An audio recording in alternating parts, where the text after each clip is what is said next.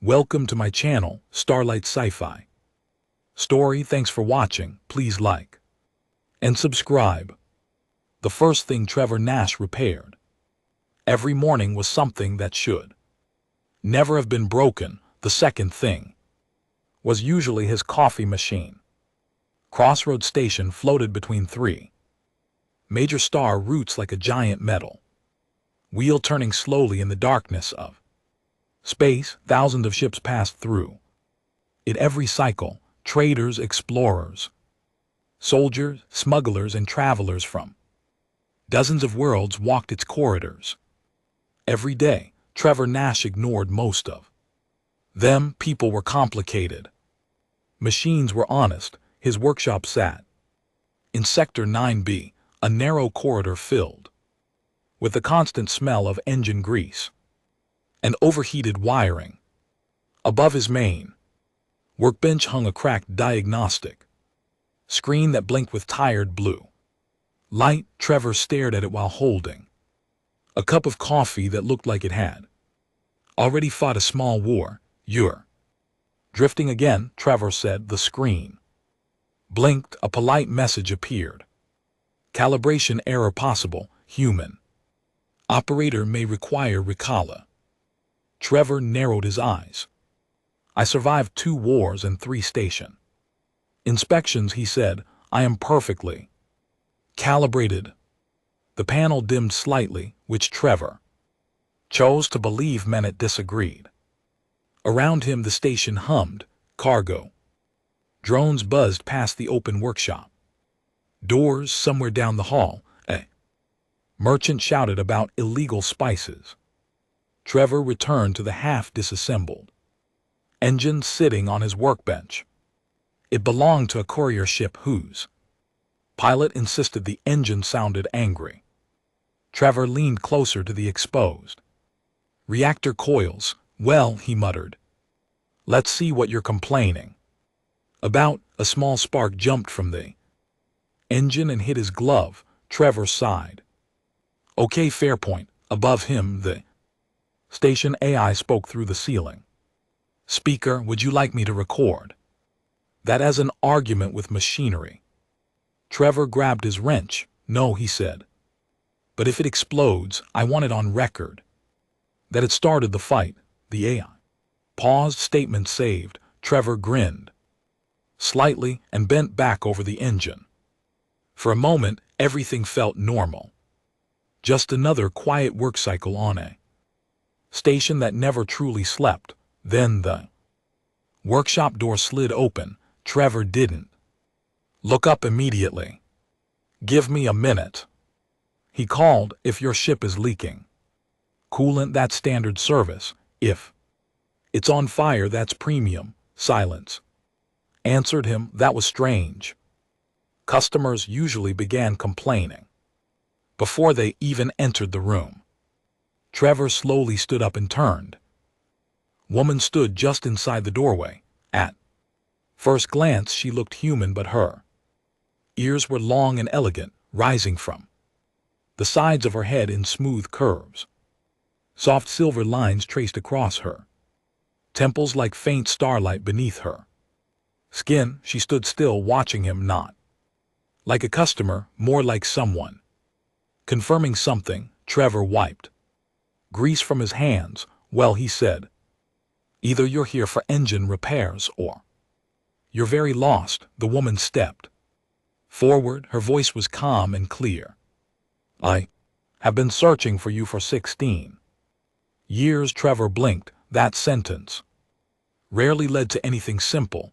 "I'm going to need a little context," he said. Her eyes studied his face carefully. "You carried me through fire." The workshop suddenly felt smaller. Trevor's smile faded. Memories pushed against the back of his mind. A burning colony, collapsing metal walls, smoke filling a corridor, a small child clinging to his armor while alarms screamed around them.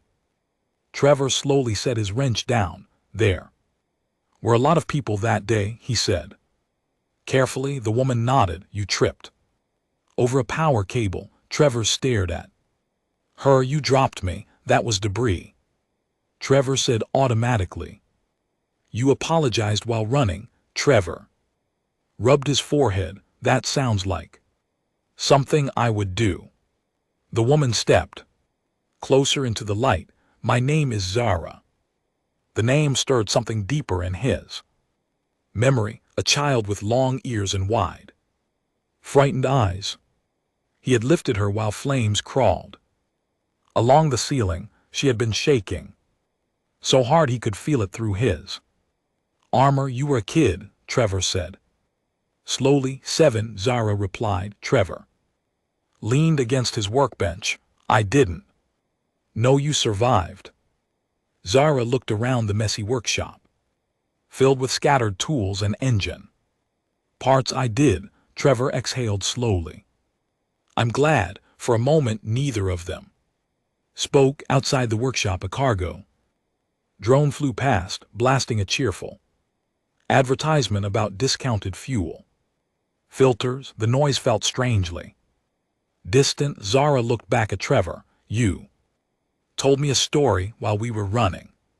Trevor frowned. I did. You said there was once a mechanic who repaired an entire battleship using nothing but optimism and a spoon. Trevor groaned softly. Oh no, I remember that story. You said heroes were just people who kept moving even when things were on fire. Trevor scratched the back of his head. I say a lot of things when buildings are collapsing. Zara's expression softened slightly. You told me not to be afraid. Trevor looked at the floor. I was afraid, he admitted quietly. Zara shook her head. But you kept running. The station lights flickered slightly as a large freighter docked somewhere in the outer ring. The vibration passed through the workshop floor. Trevor finally looked up again. So he said, you crossed half the galaxy just to remind me I fall down while rescuing people. Zara's lips curved into the faintest smile. I crossed half the galaxy to find the human who ran into a burning city when everyone else was running away. Trevor shifted uncomfortably. Most people would just send a thank you message. My people believe in life. Debts. Trevor stiffened. That sounds serious. Zara stepped closer. It is. The workshop seemed very quiet now. Even the station AI stayed silent. Trevor folded his arms. Well, he said carefully, I'm not exactly a hero anymore. These days I mostly fight broken engines. Zara looked at him for a long moment. That is not why I came. Trevor raised an eyebrow. Then why did you? Zara met his eyes. Because the war that destroyed my world was not an accident. Trevor felt something cold settle in his chest. Zara continued. My people discovered who caused it. Trevor frowned, and Zara's voice became very calm.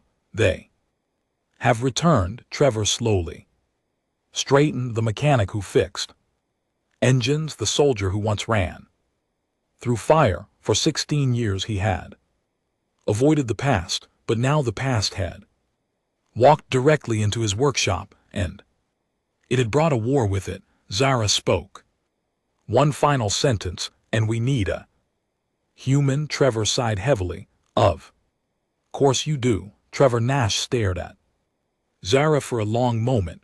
The sounds of Crossroads Station returned slowly. Cargo drones moved through the corridor.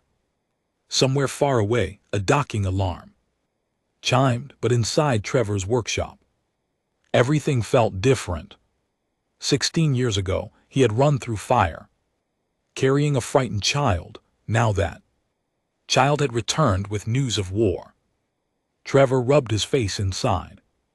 You know, he said slowly, most people who visit my workshop just complain about broken engines. Zara Silver marked. I stayed calm. This problem is larger than an engine. Trevor nodded once. Yeah, I figured. He walked across the workshop and picked up a small metal tool, turning it in his hand. While he thought who did it, he asked. Zara answered quietly, the Varix.